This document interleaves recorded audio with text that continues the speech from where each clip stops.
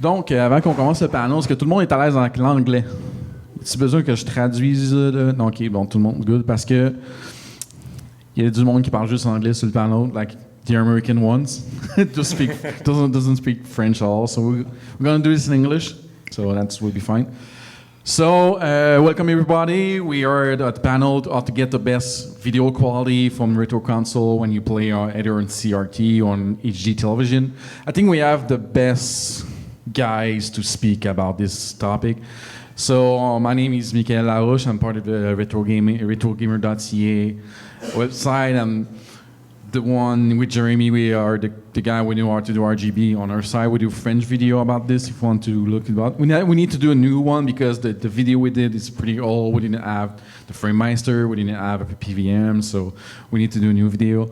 So the first is Bob from Retro RGB, like the main site you want to know about RGB. This is the guy. Hey guys. Yeah. Sorry, I don't speak French. No, that's fine. We are in Montreal, so we are bilingual by default. Next to him is René from DB Electronics. He's the one that's making the graphic booster for the turbo PC engine and all that stuff. He's a good guy. He speaks French. He's the only one in this panel beside me that speaks French. The next up is Stay and Nick from HD Retrovision. They make component cable for Genesis, Super Nintendo, and more could come. Yes. Yeah. So I'll let you guys do whatever you want. And also, this is Voltar. Yes. Can you explain why Voltar couldn't be here for, more this guy? I'm not allowed to talk about it. It involves poutine and a moose. So that's all we were allowed to talk about. All right. He's here with us in spirit. His body isn't, but his caricature is. So we'll see him. So I'll let you guys, I will just jump and unless you have questions in the audience. So in case anyone doesn't know, we do a podcast once a month. We just started 3 months ago. So Voltar is one of the guys on the podcast and couldn't be here, so he's here in spirit. I can play Voltar, but even though I don't know much of the characters, so apparently I'm a champion of life. Yeah. That's he all right. He just smokes during the stream anyway. So,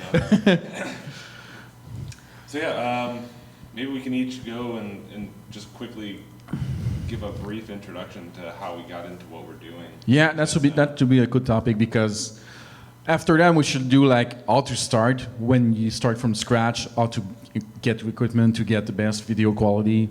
So for the audience, so we know what we're talking about. So we can do before introduce each of what's your backgrounds, where you come from, or could start with you guys. Sure. Like I said, I'm Nick. Studied electrical engineering in college, and I've kind of gone off and done various things in my career, but me and Steve are part of a company called HD Retrovision.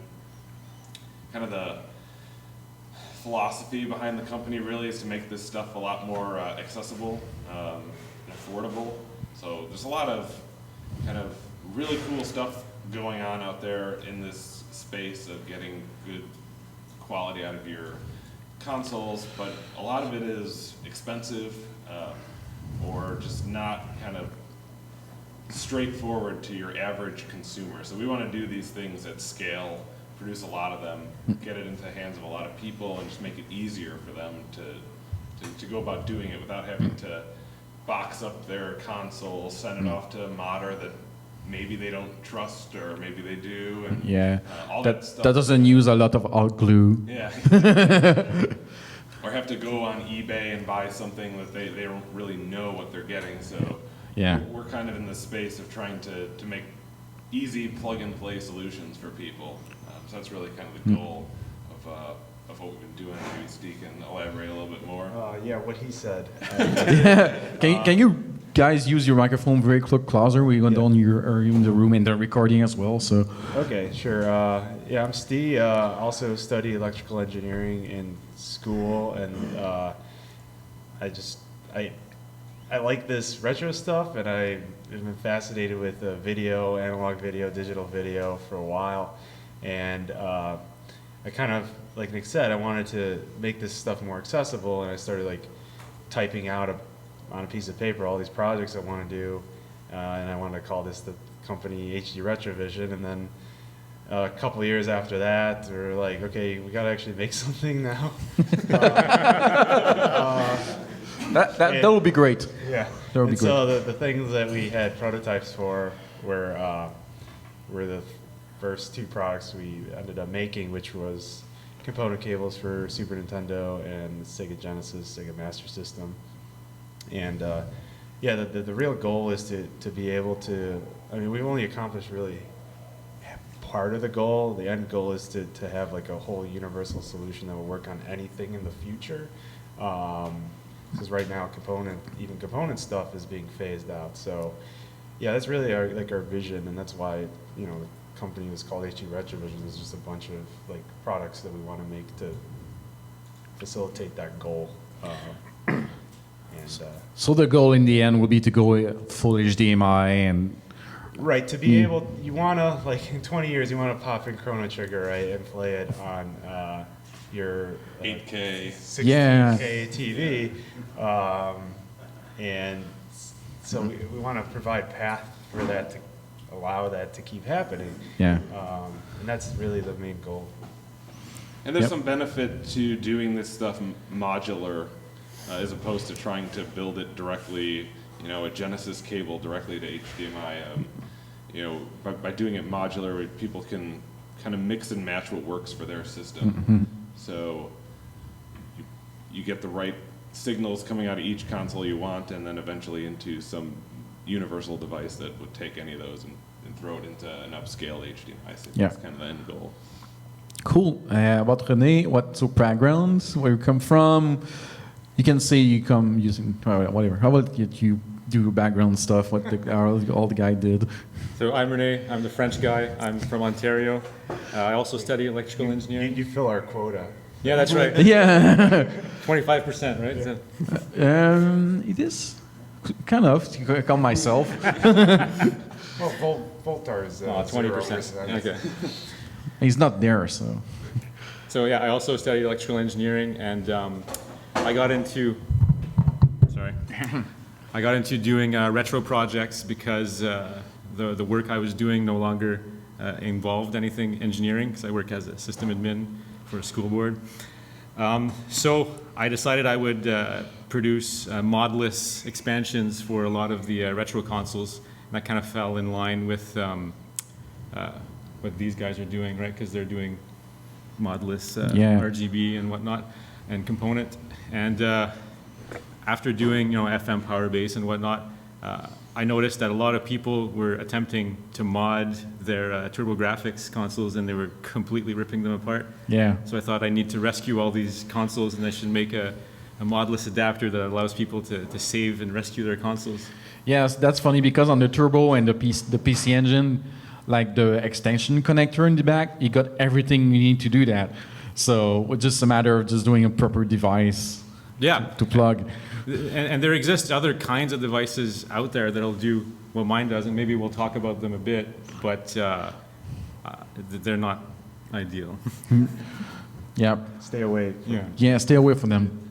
Yeah. And we'll see. I'll call you the preacher or RGB. That would be a great term to describe you. So where do you come from? Why did you decide to do a retro RGB? Reverend Bob. Yeah. Reverend Bob. Well, I run the website and the YouTube channel for retrorgb.com, which the whole point of it is to get the best the best video and audio signals out of your old consoles.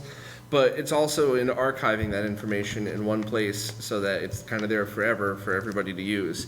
And the weekly podcast that I do kind of keeps everybody up to speed on anything new going on in the community. But I always had kind of a technical background, and I've always been like the technical middleman for projects, whether it was a project manager for something awesome that I got to design out in Asia, or just like a network lead. So it kind of, all those skills fit perfect because I'm an expert at nothing, but I know just enough about everything to get, to make all the bad mistakes. And I'm lucky enough to make a bunch of really good friends, including our hanging friend here, that I work with now and help compile all this information into one place.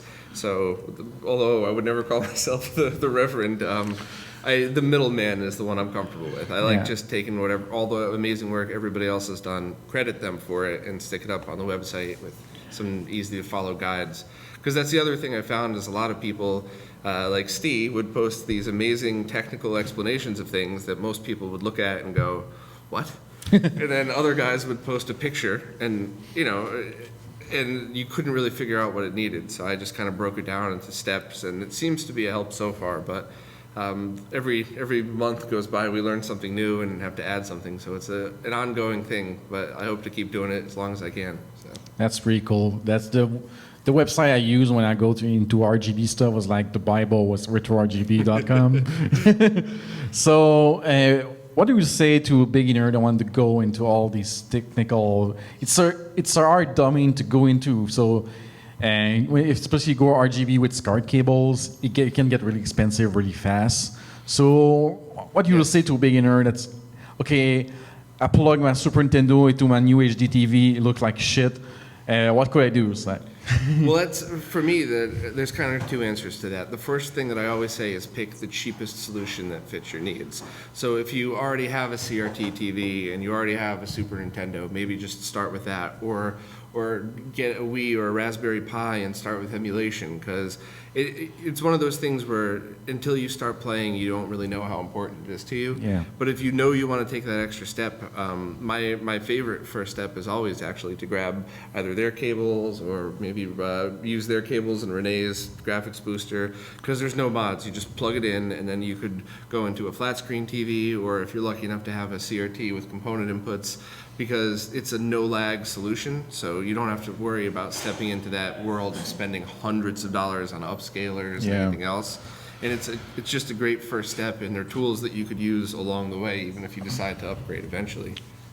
So let me preempt the internet trolls here for picking apart your answer, but no lag into the CRT, but then you're at the flat panel, you're at the mercy of the flat panel. Right. Your solutions don't add any lag to whatever solution that you're going to. But that's actually, we were talking after our planes landed yesterday, and a friend of mine said that she wanted to go get a console for her brother so they could play their old Nintendo cartridges on it. And I showed her what lag was. And even though she's not a technical person, she immediately realized as soon as you start trying to play on a really bad laggy TV, if you press the button and you could actually notice a delay before Mario jumps, then you can't play the game. So lag is probably I would say lag is much more important over compatibility for using old consoles on newer TVs. Yeah, if your TV doesn't have like something called a game mode, something like that just disable all the filter or processing the TV does. That'll be a good segue. Why the TV does that? You are taking ecology. Why the TV has to do with processing for? Well, so a lot of people, I think, maybe in some ways misunderstand the value of the external upscaler. The reason it's so good is not because it's doing something very intelligent. It's actually doing the worst type of upscaling. But because of the type of content we're using in these retro games, that looks good to people. But using that type of upscaling in any other scenario is a no-no. So to kind of bring that back to the question, the TV is trying to do a lot of things that are very intelligent for movie content. This is all content dependent, is what it comes down to. So it's trying to up frame rates to make a smooth, movie. Because sometimes you'll see kind of this judder effect in movies when it's panning, for instance. It's trying to smooth that out. And all these things are detrimental to what we want to use the TV for. So that's kind of why a TV has all of these things going on that you would just want to shut off. Yeah, because for retro console, you want like something in technical terms like nearest neighbor upscaling. Basically what it means is just you took a square and just double the square or triple the square. Basically there's no filter, no trying to blur or something like that. You just want the scale the square to be bigger. That's it. And the TV doesn't work like that. So that's why we need external upscaler that dumb enough to just do that. Yeah, if you try doing that with modern movie like Guardians of the Galaxy that just came out. Yeah. If you pop a 480 yeah. DVD in there, Yeah. Oh yeah. it's going to look terrible if you were to use the type of upscaling a FrameMeister would do. Yeah, that sounds about So right. that's why the TVs don't have it built in, because most people wouldn't be looking to take old consoles and your average consumer. So they put the technology in to make it look great for movies and TV, but not for old games, which makes sense actually. So. Yeah, because the market for like retro gamers is not that big compared to people that want to watch their DVDs or even VHS if they're crazy enough to watch the VHS on flat screen TV. So we're speaking about upscalers, external upscaler. What these kind of device, what the kind of range of upscaler we can get? Like, what's the difference between all of them? Well, I'll start out with the lowest one because I absolutely hate it. Yeah, I know which one you're talking about. There is a $40 converter that it's basically SCART to HDMI, and there's two huge problems with it. The first thing is that it adds 5 to 6 frames of lag, which makes a game just unplayable. I have the video proof. People say you're exaggerating. I could prove it. And the other problem with it is it processes the 240p progressive signal as interlaced. So basically, you have this smooth signal, all the lines are being drawn across the screen, and now it turns it into this flickery image and upscales the flickery image, not the smooth one. So it looks bad and it plays bad, and I do know that a lot of people have used that as their stepping stone into gaming. And I wonder how many people bought that thing and then said, you know what, I don't even like this anymore, and not realized because it looked bad and because it had so much lag. But that's the one that I definitely say, unless you have a specific use for it, stay away from that one. Yeah, it's a good stepping stone into the world RGB. That's the first one I use. Like, it's better than much upscaler that TV has in turn because they are designed for movies, and this is designed for a movie as well, but not for gaming. Well, that's actually something I did. I spent weeks doing this one review of how the different upscalers work, and the conclusion I came to is that almost every single TV that I tried, if you used their cables with output component video, it looked way better. And on some plasma TVs, like I have a Panasonic Plasma, it looked amazing. It looked just about as good as a 480p signal would have. So by skipping the box altogether, it looks better because it processed as progressive, and it didn't add any lag other than, I think my Plasma has about 2 frames. So it made them playable. So that's why I would recommend that as a first step instead of that. But it's not always.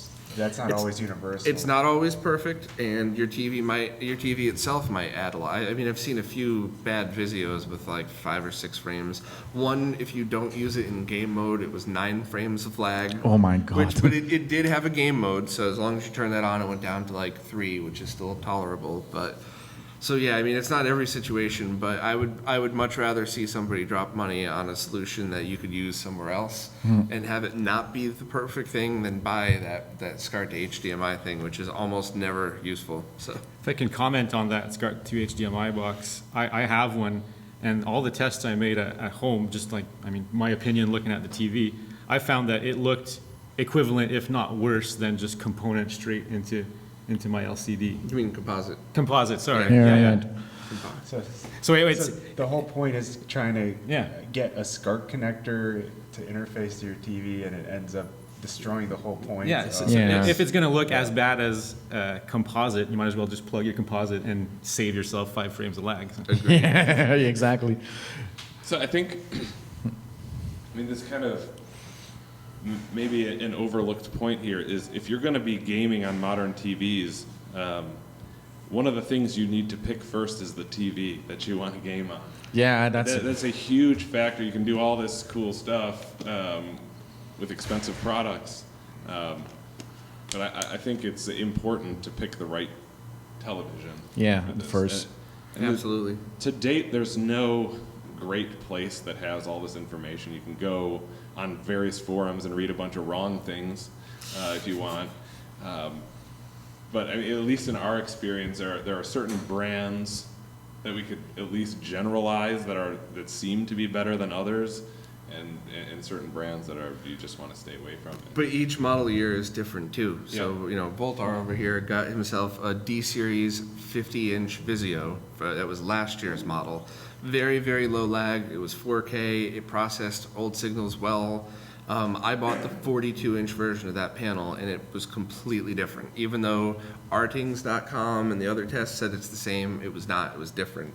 So that's the main reason why I don't have a chart up on the site, because I would have to have the model number, the size, the year, and everything else. I'm working on it, but it's, you know, it's people are gonna have to report in. But I couldn't agree more, though. Your TV should be the first thing, and they do make you know, quote unquote gaming monitors, but that's the same thing. I bought one of those that was, they said it was 3 milliseconds response time, and I fed a signal and cloned it to a CRT and did the usual, you know, DSLR slow motion tests, and it had about a frame of lag, which is great, but it's not 3 milliseconds. You know, that's but response time is different. From, Yeah, it's well, different. no, that's I'm sorry, but the whole thing was advertised as the lowest lag, Right. but there is a BenQ 1080p that came in at almost 0, so you could look for this stuff. But hopefully, I'll be. But also, you can't get that anymore new. You have to find it used. So it's just a nightmare trying to find it, and I'm trying to find an efficient way to categorize that information. But it's just Actually, so hard. and since you bring up Voltar's TV, I think that's a good TV to illustrate the issue that the amount of lag a TV has can be different across its inputs. So you can plug things into your HDMI 1 and get a lot more lag than HDMI 5, and I think that's exactly how that TV is designed. There's a special gaming or low latency HDMI Right. 5 input. Personally, we both like Samsungs a whole lot. Those seem to perform really well. I mean, we both plug our component cables directly into the Samsung without any upscaler, and the lag doesn't appear to affect us in any meaningful way. Yes. All right, just one question. Generally, computers get faster every year. So I was just wondering, over time, does the lag? Sorry. Do I wait for the mic? No. It's too complicated to do that. So, Yeah, we can hear you. so the people in the recorded dudes like, what? With newer TVs, is the lag getting smaller or about the same? So there's kind of a limit on how low you can go, because so when you process something, let's say you're getting a signal like from a Super Nintendo, and you know its refresh rate is slightly off. It doesn't match the display you're driving. So the TV knows that it needs to be able to drive the display at a specific frequency, so it stores the data in something called a frame buffer. So it stores a whole frame, and it can't push that out until one frame is ready to go. And so the time for one frame is 16.67 milliseconds, which is 1/60. And so if it has to do that process, then that's the smallest it can do. And no matter how fast you get with your process, you can't, otherwise it'll get tearing on your screen, right? You'll get that V-sync type of error. So I don't think you can get below that if you need to guarantee that if your input signal's kind of wonky, you need to be able to still drive the panel in your monitor. So And as processing gets faster, they just start using up that processing to do more and more complicated things. TVs now do all sorts of crazy stuff that they weren't doing when they had slower processors. But well, just to answer another part of your question, though, generally speaking, a newer TV might not have less lag than an older TV. So if you bought a 2017 TV, there's no guarantee that's going to have less lag than a 2016 TV. And a lot of times the panel manufacturers, especially ones, and I'm not talking bad about the brand, but especially manufacturers like Vizio, who are designed to say, well, I want to get the cheapest TV I possibly can out. They know they could tweak it to have less lag, but then the cost is going to go up $10 times, 20,000 a month, whatever they ship.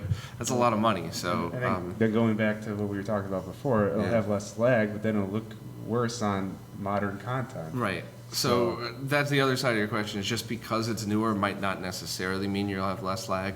It's just the best way to do it is, I mean, try it out, check the forums, see. I'll try to get something up there by the end of the year, but like I said, I don't know how I could possibly do it that way. Sorry, we've cut you off like 4 times now. It's okay. I guess I was wondering if you guys ever heard of the Sony W model series. I'm not even sure they're making them anymore, but they were, I remember reading in forums how extremely popular they were with gamers because it was supposedly zero lag. It wasn't zero, but it was very low, and they stopped making the low lag version in 2015. So That's a shame. yeah. So anyone that has asked questions so far? All right. So what topic we could call to continue next? Well, if we're talking about on modern TVs, you have to at least mention the FrameMeister, I guess. Yeah, the almighty FrameMeister. So there are 2 ways to go with. You can either buy these guys cable or go with the European standard. And when you mean the European standard, that's why it was being SCART all the time. That's the name of the standard used in Europe for plugging TVs. And they got enough pins to transfer all RGB, like what it means that each color is sent on a separate signal, so you don't have crosstalk between the signal, so it's clean signal, and it's just simpler to use the cable from Europe because they are already designed. Don't have to use a weird shaped connector, and you can use scalar that have been done in Japan or Europe. And that's why we want to use European cable. And for do that, you need to buy upscalers. If you want to plug that into an American TV that uses HDMI, they don't have SCART connection. But LCD in Europe do have the SCART connector built in. Those lucky bastards. I think Jeremy just told me yesterday that there was a law mandate that they had to put those connectors on, and that expired recently? Yeah. So in France, actually this is a standard that was developed in France, and I think starting in '83, it was mandated that TV need to have this connector. That's why it was so widespread across Europe. And then in 2017 or 16, they said, that's old stuff. Nobody plug VCR. I think they don't think about retro gaming people. They don't care about us. So that's why you need to use upscalers. And unfortunately, the best one, the most less trouble-ish is the FrameMeister because what's the price in US dollar right now? Well, you can't just buy a FrameMeister. You also have to buy the SCART converter. Yeah. And unless you speak Japanese, you have to buy the overlay for the remote. Yeah. So you're really talking close to $400 US by the time you're done with it. From here is $550 to $550. With Gotcha. the import, $16 right now. It's It's going up in price now because they're not making it anymore. yeah, I think one chip inside the FrameMeister is not produced anymore, so that's why they stopped making it. So I just hope they design a new one that supports 4K TV. So yeah, the FrameMeister is expensive, but it is worth it for me at least. When I switched from the cheap Chinese box to this, I was blown away, and would immediately justify the price I paid for that. So yeah, upscalers. That's like I said, every time one of my friends asks me for a question about RGBs, it's going to be expensive, right? You have to buy $20 cables. You have to buy this. If you want to play the old NES, you have to mod it. It's oh my god, this is insanely crazy how complicated it can be really fast. Well, the reason it gets expensive, I'm not sure how many people here are aware of kind of what RGB is, but to break it down on the simplest level, because I don't want to talk forever, but the best signal that those analog consoles produce is RGB. So when it's on, imagine a computer's video card, that's a chip on all these consoles, and that produces an RGB signal, and then that's broken down to, S-video, composite, RF, and all that stuff. So by buying these expensive and kind of hard to find RGB cables, that is pulling the best signal out because you want to upscale the best. You don't want to take, the worst image, you want to take the best.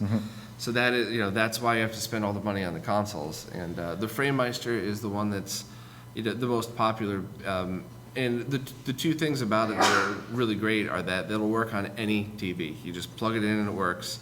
And there's a person named, his screen name is Firebrand X, and he put a ridiculous amount of time into making these profiles. So if you want to play like Super Nintendo, you plug it in, you load up the Super Nintendo profile, it looks perfect on your TV.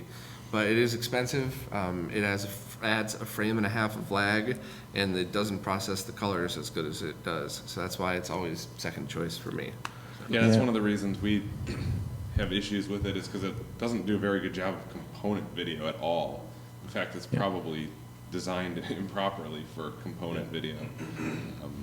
But it for RGB, I think it's the most hassle-free.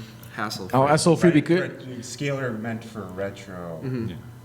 yeah, I think it's designed for retro. I think you look at we have the box up there so you can look after the podcast what the way it looks like for. How's your Japanese? We do have some people that understand Japanese in the not in the audience, but staff. And one of our friends actually lived in Japan for 8 years, so he knows Japanese, so we can translate that. Yeah. So I was going to say, like, if we're talking about the FrameMeister, the first major problem you encounter when you want to build yourself a FrameMeister setup is getting a SCART cable. Yeah. And not just any SCART cable, but the right SCART cable that's not going to be damaging anything. Poorly, I have trouble saying poorly built.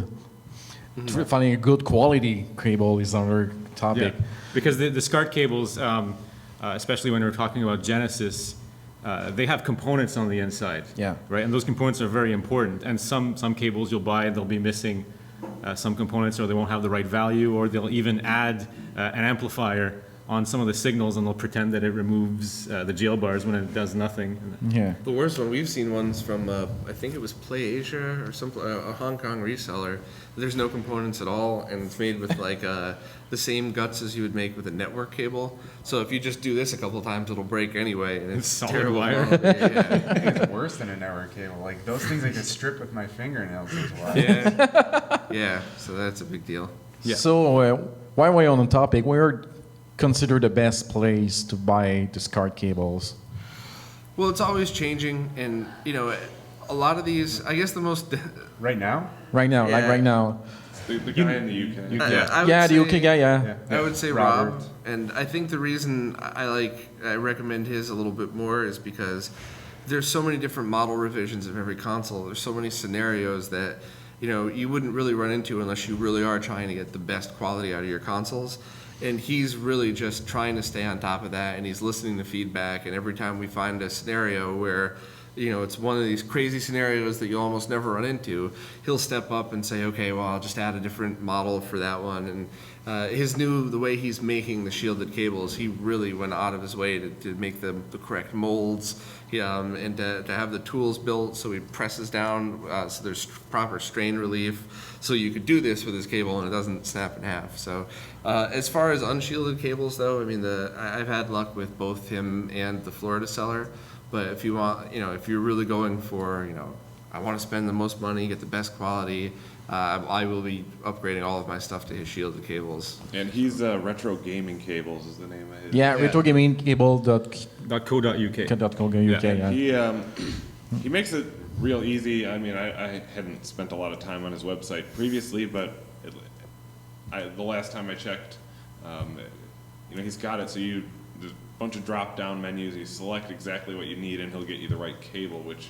We've talked on our podcast previously. This is kind of an important thing because you don't want to be doing damage to your $550 Canadian dollar FrameMeister, because you bought the wrong cable, and it's very possible to do that. Yeah, the example of that is you can get a SCART cable for Genesis or Super Nintendo or whatever that does TTL sync, right? And if you plug that into your PVM, it's probably going to work, right? Yeah. The PVM is going to be happy with that. If you plug it into a cheap upscaler, it's probably doing sync on composite, so it's not even going to care about that sync signal. So again, it's still going to work. So you might think your cable's fine, but then you take that TTL sync cable and you plug it into a FrameMeister, and all of a sudden you're exceeding the limits of one of the chips in the FrameMeister, and it could damage it. Right. The analog voltage on those chips is like 1.8, and you're running a 5-volt signal into there, and it's got protection, but the protection is for temporary. Yeah. It's not a For, constant. for Yeah. short ESD bursts. Right. Yeah. Right. I mean, I always try to break these things down into, like, when you're talking about different voltages and stuff, is this something that's gonna break your console right now? Like, you plug it in and it shorts out? Or is this something where, like, yeah, it's not the right thing to do, but maybe you would have lasted 50 years, now it'll last 49 and a half? Or is it something that really will just wear down it? You know, like if you drive with your emergency brake up. And that is essentially what this is doing, is this is not, oh, it'll be fine. This, you know, you're gonna significantly lower the lifespan of certain components. Some are designed to handle all, but not, Actually, not the it might be Freemeister. better for everyone if it would just blow the Freemeisters out right away, because then people would be really careful about doing this. But instead, it's that, you know, maybe cuts your lifespan in half, so you don't really know it until the day that thing dies. The slow, painful death. Yep. Yep. Speaking of cables, the infamous GameCube component cable, I know there's a chip inside that, like, would you guys be able to reverse engineer it and produce your own cable eventually? or- Someone in Germany did that already. Yeah. And So it's now- been reverse engineered for a while now. Yeah, it's a. You could make your own if you want to. Yeah, it's all open source. They provide the GCVD DLC, right? That's the Predator project. Correct, and that's if you want to buy an FPGA board, you could assemble it yourself and do it. And some people do, and some people stay away from the ones where there's a haphazardly cut hole in the back of a GameCube with this thing hanging out of it. That really does happen. But there is a couple people working on plug-and-play versions that you just stick in the back. I tested one prototype already that, as far as prototype goes, I thought it was great. And he's in the middle of improving that one. There's another one that's been infamously delayed a couple times, but I think I think when that eventually does come out, it's going to be a great solution. So there are cheaper ways to do that coming out soon, and the HDMI, direct to HDMI, looks great. I mean, you don't get any of the potential analog interference through it. So, but if you're impatient and like tinkering, you could definitely just order an FPGA kit and do it all yourself. And we've talked about this before when anyone ever asked us. Actually, the problem with the GameCube cable is not the chip that's in there, it's actually manufacturing that connector. That's the hard part and the very expensive thing to do if you want to do it properly. It's a proprietary thing. It's not like the Genesis where we were able to just go buy thousands and thousands of mini DIN connectors. Yeah, that's Nintendo. They're trying to use like really shaped connectors. And, Proprietary. yeah, and go to like Sega and new SNK. They use like all standard connectors like DB5, DB15 for the controllers and DIN8 for the videos connectors. So, yeah, that's Nintendo. Nintendo is really, when you're speaking about video quality, Nintendo is really the real pain in the ass in the end. Depending on which console, like the NES, you have to mod it. The SNES, the Model 2 doesn't have RGB. The N64 doesn't have RGB. And the GameCube, like, you have to use like properly digital connector and. Yeah, The Wii output's pretty because of bad, that too. chip, nobody ever bothered designing a third-party connector for it. Yeah. This is like the SNES multi-out. You know, you can get those easily. Yeah, it's pretty easy to find out like new 3D printed connector Yeah, for that. somebody open sourced a few of them. Yeah. So I don't know what time it is. We are still. 5 minutes. We still have some 5 minutes, so. We're supposed to take like some of my time too. I don't need an hour. All right then. Oh, that's fine. We can do it. So do you want some more? Sure. I got another. Yeah, you got it. Sorry, because a PlayStation 2, since the majority of games output 480i, Yeah. am I better off using a SCART RGB cable or just component? SCART RGB, definitely. It's just, especially because if you already have a bunch of other consoles, you just integrate it into your existing setup. Same switch, same everything else. And it is, you know, RGB isn't always going to be noticeably better than component, but on a PlayStation 2, RGB will be better than component, especially if you end up going to a flat screen. It's small, but I mean, This has to do with the PlayStation 2's component video chip inside, chip, specifically. Yeah, so. And also, the component doesn't work with PS1 game, if I remember correctly. It does. It does? Yeah, that's not on the PlayStation side, it's on the TV side. Yeah. Yeah, exactly. It does, but the majority of TV would just reject that. All right. It's a 240p problem. Yeah, yeah. So yeah, it makes sense. I got RGB cable for PS3, PS2, so I don't have this problem. Right. Anybody else? I have a question. Maybe I misunderstood, but I think you said the FrameMaster was your second best option. What's the difference? My favorite is the open source scan converter, but there's there's one huge problem with it and one smaller problem. The big, huge problem is that it's not guaranteed to work on every TV. And just to try to make it as quickly as I can, it upscales the resolution, but it doesn't touch the refresh rate. So a lot of TVs aren't compatible. And for whatever reason, if you put it in 480 mode, so doubling, it will work with almost everything I've ever, in fact, it has worked with everything I've ever tried in 480p mode, but as soon as you go to 720 and 1080, the TVs get pickier and pickier the higher you go because of that refresh rate. So that's the only issue I really have with it, that I wouldn't immediately say, everybody should switch to this, is that you don't know if it's gonna work with your TV until you get it home. The only other thing is, much like the FrameMeister, there's many little ways that you could tweak it for each console. And you can save it. You have 10 different save slots, but it's slot 0, slot 1, and you can't save that to an SD card and move it. So even though I would love to mail Firebrand X an OSSC and say, have at it, my friend, there's nothing he could write down, but then even nerds like me, I don't want to sit at a web page and just copy every setting and save it. I would love to just throw that in. Yeah. So those are the two issues. The second one is very small, but the first one is big. You're about to spend $200 on something and you won't know if it works the way you want it to until after you've already plugged it into your TV. For me, the biggest issue I have with the OSSC is no HDMI. Oh, it's just a dongle. It's just a $2 dongle. Yeah, but it doesn't have audio. It does now. Anybody that from this point on. So if you've already ordered one today, you need to upgrade with the chip to audio. But anybody that orders from now on, audio is already going to be built in. That's interesting. Yeah. I didn't know that. And the audio boards are hard. That's why I never looked into that. Yeah, because it's only DVI, so it's like doesn't have audio, so you can just grab a cable and put it into your capture card. And there is, if you already own one, there is an audio board that you can install on it, but it was really hard, so I made Steve do it for me. I thought you were going to say the biggest problem with the OSSC is you can't get one. No, they're working on that, and it's about to be just open orders. So that's they've pretty much cured that problem very soon from that. So well, in the past, that's been the biggest. It's been supply constrained. So. Yeah. Maybe we can clarify a bit too, as you're saying that it doesn't touch the refresh rate at all, and that has to do with the OSSC doesn't really have a frame buffer. Yeah, No, it's only line doubling. So it's not an upscaler as much as it's a line doubler, right? Yeah, which is exactly what we as gaming nerds want. Exactly. Yeah. It goes back to what I said earlier. Like if you want to have full compatibility while you're driving, you need at least that one frame buffered up. So the lowest you can get with that is the 16 point. Yeah, in a perfect world, that would be a switch on it. So it would come by default with a frame buffer off. Try it on your TV. If it doesn't work, flip the frame buffer on, and then it'll be fine. But that's a lot of work to add. Let's add a frame buffer is not a firmware update. No. No, you need to have enough space And for RAM, RAM and for the SPGA to do that. Probably not It going would to happen. need a new FPGA. That one is at max capacity now. All right.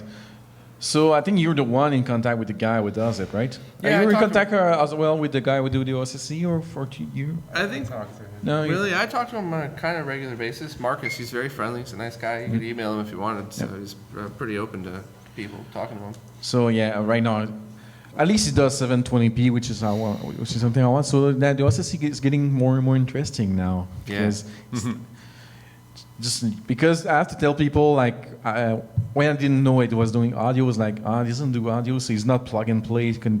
I can not take a guy, just buy this and plug it into TV, plug it into the SCART cable, and so now that I have DVI of our audio, it's much more interesting now. Do you know if there's a list of the compatible TVs for USSC right now? There is a list up on Video Game Perfection somewhere. Okay, so that's hard. That's a hard list to compile. You have to Right. ask a lot of people at different TV. You can ask one guy to buy our TV and test it. That's financially impossible to do. You have to go. Oh, I'm sorry, go ahead. So they have to go to Costco with a big setup and a cart. And Yeah. I was actually planning on doing that before I moved. I was gonna go in with a rolling cart into a Best Buy, but I ended up moving and couldn't do it, and I also couldn't find anybody I knew that worked at one of those stores, because if I were to just walk in and say, They'll look I'm at gonna you, plug man. this little box that, you know, that looks suspicious into every one of your TVs. The thing that makes it harder with the OSSC is not only do you don't just have OSSC into multiple TVs, you have multiple different types of inputs Yeah. through OSSC into multiple To different TVs, so your Right, so Genesis could work, but not Super Nintendo or Neo Geo, Yeah, so. That's actually something we see with our cables, is there are TVs where they will accept a Sega Genesis 240p component signal and reject it from SNES because of the refresh rate. Or we believe it's. We believe it's I think refresh there's other things in play that I'm working on researching, but. Yeah, there was a lot, Yes, like some Wes from shaping Second things, Opinion right. Games used your cable with his N64, and it worked flawlessly, but not with the SNES. So it's, you know. That's weird because you have to mod the N64, so. Right, but it's the way the N64 output's slightly different than Yeah. the SNES, so. Like I said, Nintendo is a pain in the ass for video quality. Not just video quality. Yeah, you're not doing the panel about the blast processing this year, yeah? I mean, I used to be like a huge, like, oh, the Super Nintendo is best because you have more color and shit. And this guy did a panel about all the Genesis work internally, or like, oh, he's right. In the end. So yeah, the Genesis is pretty designed from a hardware point of view. And it's Nintendo engineer, like, just act the king all the time. I mean, for a guy like me that does the programming part of it, like, oh yeah, that sounds kind of hackish a bit. And look at especially on the Super Nintendo, look at all the Genesis work with this better CPU and shit. Like, oh man, the Genesis, well, it doesn't have enough color for me. Yeah, with those motherboard layouts. Yeah. So these guys joke about going into a Costco. I actually did that. So I went into a Best Buy and got kicked out of there. Then I went into a Costco with a Raspberry Pi, kind of makeshift 240p over HDMI detector, or testing device, because we wanted to understand how TVs were doing with that old resolution over HDMI. Normally you hear about these compatibilities over component, but it's not too often that you get a 240p signal flowing over HDMI. So we built one on a Raspberry Pi. But really the point I wanted to get across is even though they allowed me to do it, I still felt totally sketchy and Yeah. a scumbag, like pulling TVs out and plugging my thing in, and I felt like everyone was watching me and just waiting for me to get out of there. Even though they told me it was fine. You need a clipboard. If you have a Yeah. clipboard, it makes it really efficient. I did have a notebook and I was going to write stuff Okay. down, but It's not a clipboard. I don't think I'd want to be rolling a cart around there with a big battery power my. But even if we did, Yeah. even if we got permission, even if we filmed it and sponsored by Best Buy, and we did 200 TVs, and we have this comprehensive list, it's the same as why I don't have the TV list on my website. It's the same problem with the video game perfection compatibility. What if it all changes next year? What if they upgrade their video chips? What if they change the panels in one of them? It's Or like many manufacturers do, what if halfway through the year they go, oh, we're out of AUO panels. We'll just use Samsung and slap those in. It's the compatibility is really, really hard. So we actually do have a 240p over component compatibility list on our website. The reason kind of behind this was, we did a Kickstarter and we were really having trouble conveying to people, before we released our cables for the first time, that this was not guaranteed to work on your TV. Yeah. You had to go test it, but we wanted to give people something so they could look at least for the people that weren't going to actually listen to us and test their TV specifically. So we built out a list, and it's a few years old now. I've seen. Yeah, when you click on the links on that list, it goes to this product does no longer exist thing. Do you click on the Samsung TVs? Because I went to go reference those the other day, and it went to an Amazon dead link. That's It's fine. Not on Amazon. It's Costco. Yeah, Costco. Yeah, I'm not Costco. talking about our Yeah. recommended TVs. I'm talking about, we have the list of this TV's compatible, this one right, isn't, yeah, this yeah. one is. And that's 3 years old now. and so- Oh, but they do have a guide on how to test your own TV with a composite video cable. Yeah. So even though you're going into component, you plug it in the composite in, and you'll be able to test whether it works or not. Yeah. So I link to that all the time. That's genius. Good job, guys.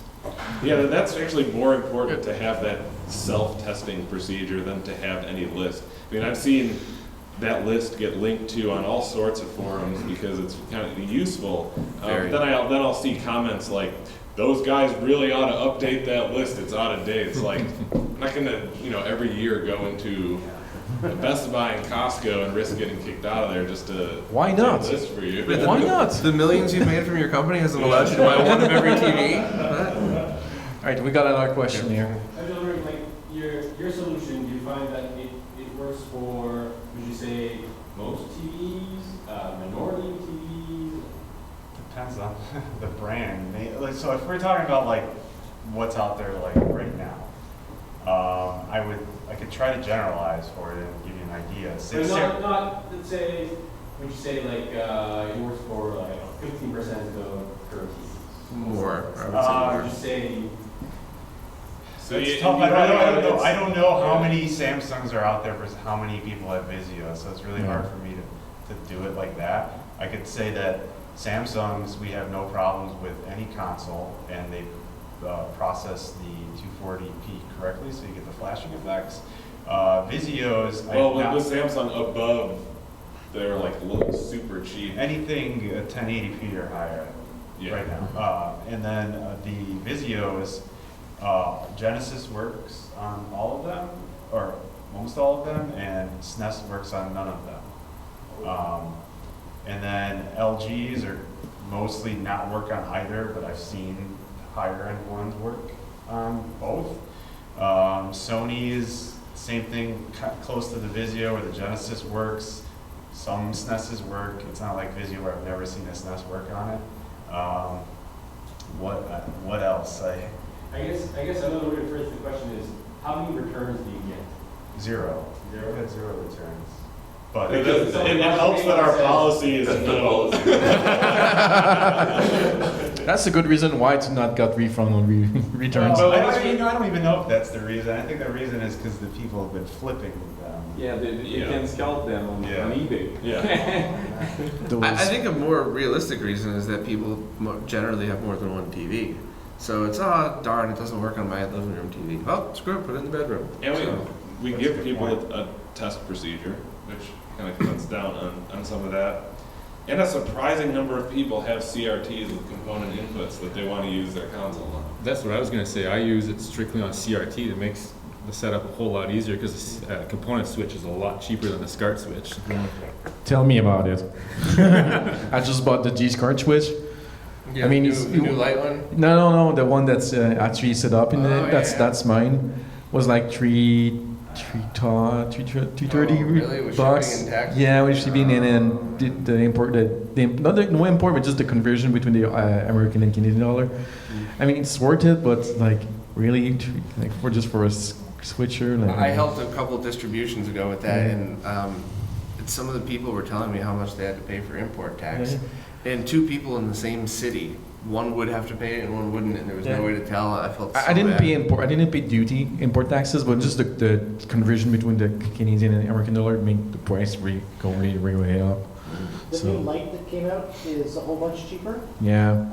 It's 180 US plus 35 US shipping. The thing is, if I bought, because they're so scared, as soon as Rob posted on Twitter, was like, I have to buy these. And then next week, he announced the G-SCART line. I was like, really?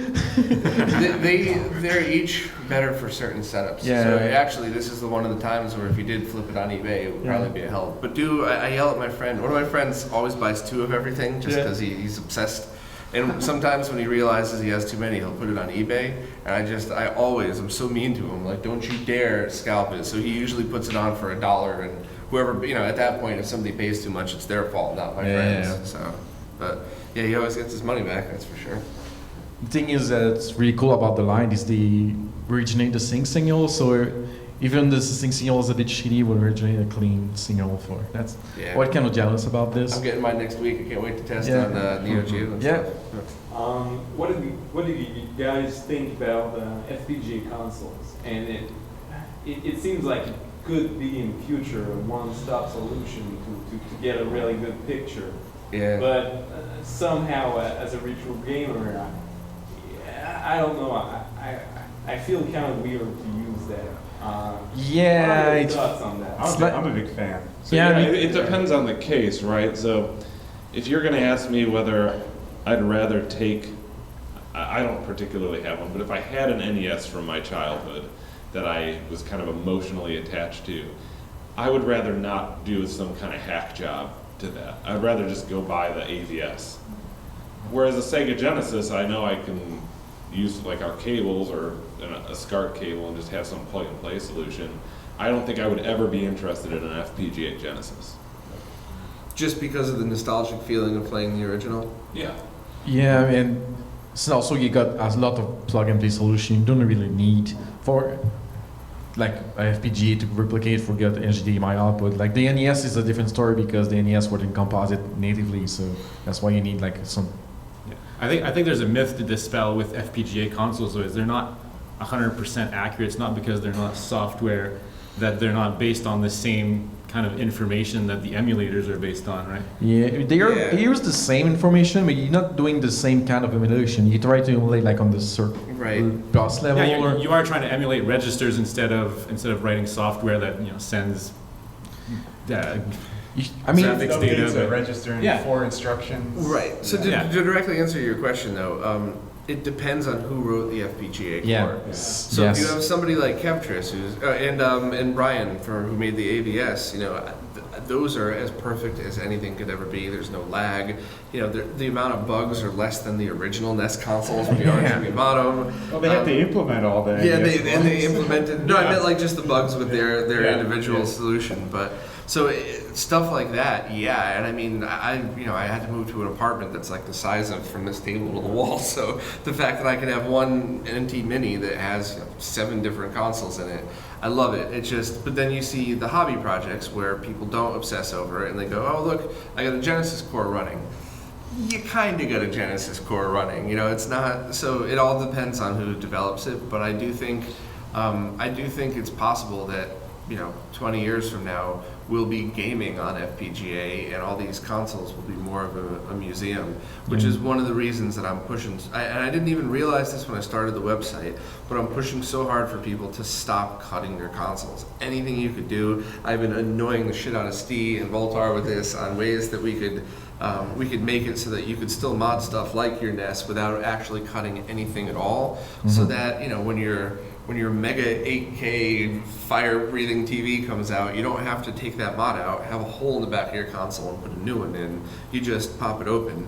And almost any mod that I've ever done, even on ones where I carefully lift pins, on the inside I could always put it back. But you can't put plastic back. So I think it's going to switch over if we get more really high-quality FPGA cores.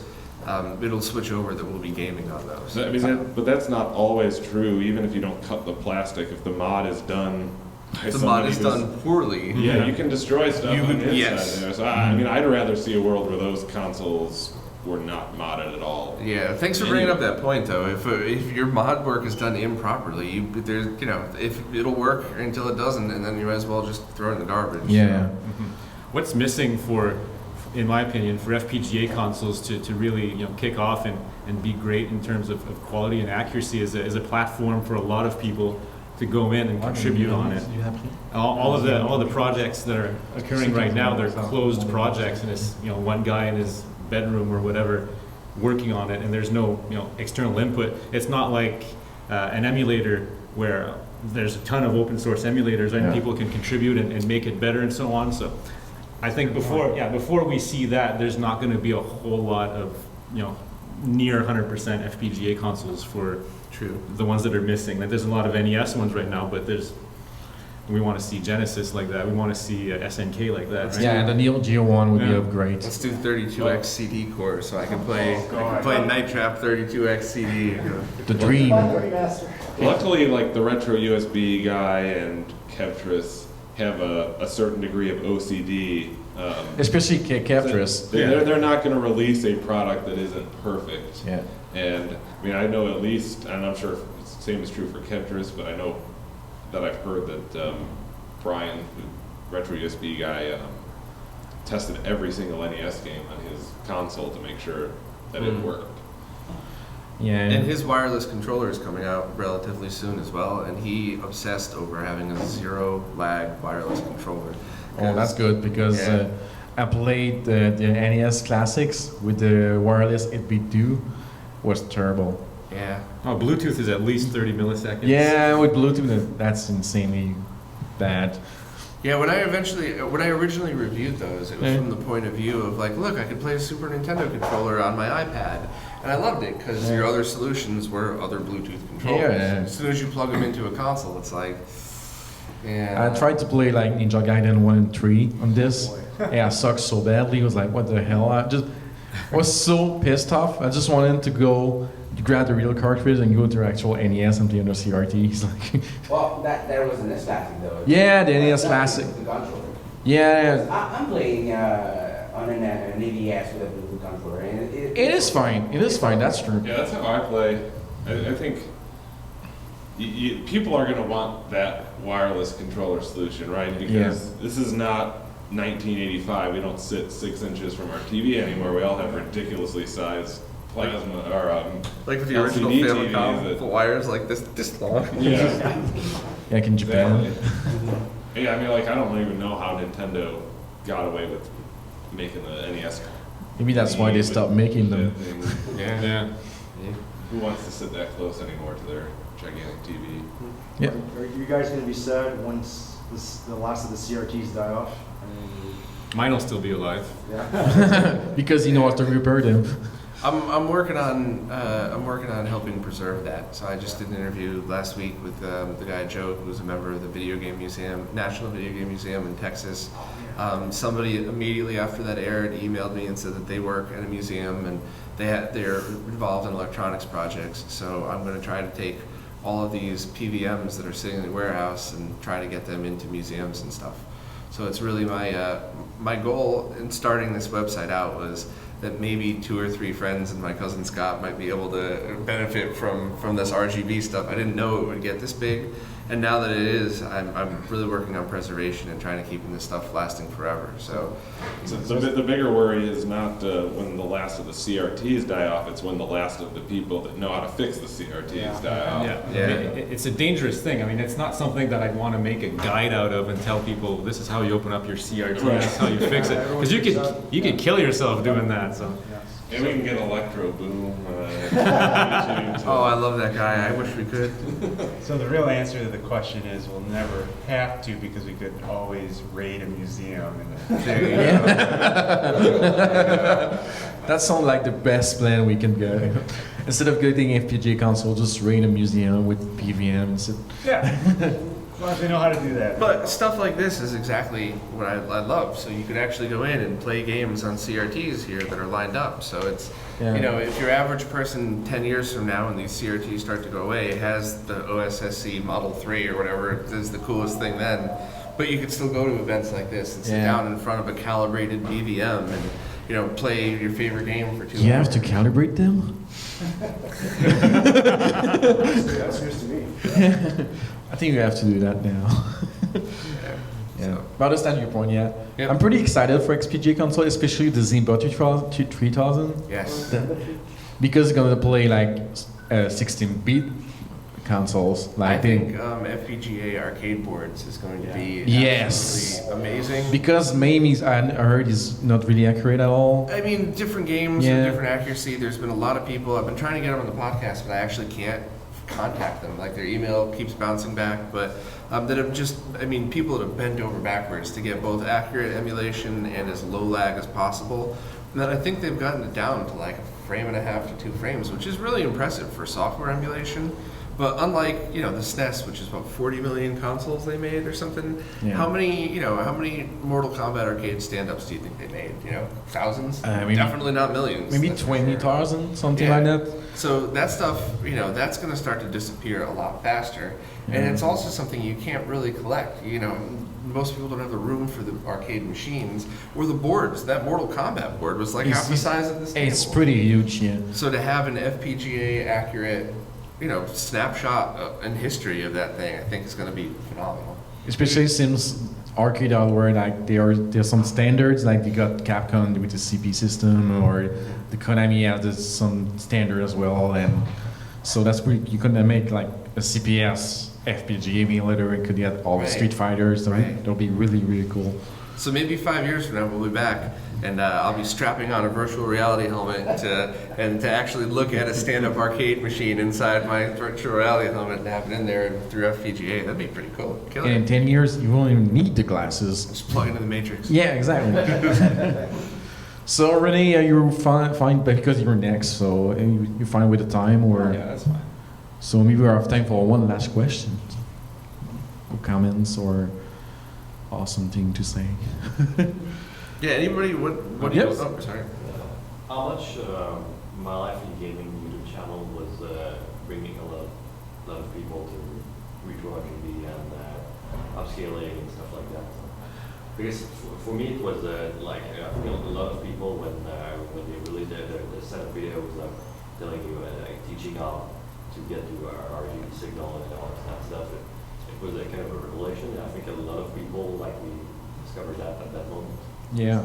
It's good that that's the source of the revelation, and from some other videos. Yeah. There's some. bad Figure it ones. out. Stop it. Mark. So, yeah, actually, I want to kind of reiterate that for everyone is, since that is kind of the point of this panel, topic of this panel, if you want to start getting into this stuff, My Life in Gaming Is the best. is the best at explaining this. Hands down. The really high quality videos, if you haven't seen them. Simple explanations with really good kind of graphical. Oh yeah.